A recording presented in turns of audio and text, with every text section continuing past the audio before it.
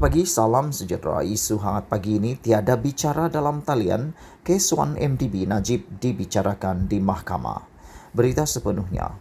Mahkamah Tinggi Kuala Lumpur membuat masa ini menolak permohonan untuk menjalankan perbicaraan kes rasuah 1MDB membabitkan Najib Razak secara dalam talian. Bagaimanapun, Hakim Collins Lawrence Sukera berkata, mahkamah tidak menolak kemungkinan untuk membenarkan perbicaraan secara dalam talian pada masa hadapan. Hakim membuat keputusan pagi ini berhubung permohonan pihak pendakwaan supaya kes itu dijalankan melalui prosiding secara dalam talian berikutan tertuduh tidak dibenarkan masuk ke mahkamah kerana mempunyai kontak rapat dengan pesakit COVID-19 seperti dipaparkan pada status MySejahteranya. Mengenai permohonan untuk pendengaran secara hibrid, selepas mempertimbangkan hujah pihak pembelaan, buat masa ini saya memutuskan untuk menolak prosiding secara dalam talian, tetapi saya tidak menolaknya pada masa hadapan, kata Sukera semasa prosiding mahkamah terbuka.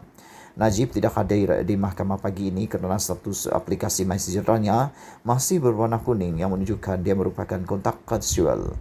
Disebabkan Tun Najib semalam tidak dibenarkan memasuki Mahkamah Tinggi di Kompleks Mahkamah Kuala Lumpur, menyebabkan perbicaraan pada hari itu dilapangkan.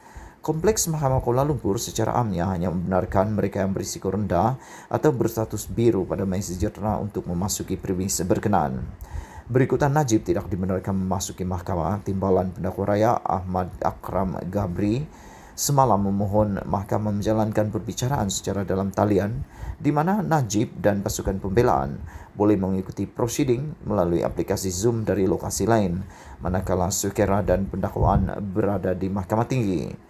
Bagaimanapun, Peguam Bela Hariharan Tarasing semalam membantah permohonan itu dengan hujah bahawa mahkamah akan berada dalam kedudukan yang lebih baik untuk menilai persoalan undang-undang dan fakta yang dikemukakan apabila perbicaraan dijalankan di lokasi.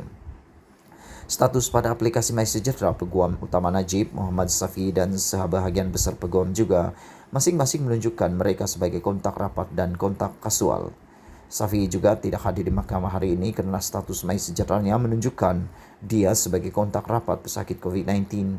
Pada Selasa dan Rabu minggu lalu, Mahkamah Rayuan Putrajaya menjalankan prosiding secara dalam talian berkaitan rayuan kes rasuah Najib membabitkan pertuduhan penyelewengan RM42 juta dana SRC Internasional.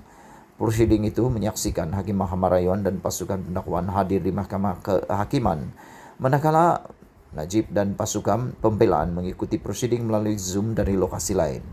Ini berikutan Najib dan sebagian besar pasukannya, pembelaannya merupakan kontak rapat dengan individu positif COVID-19.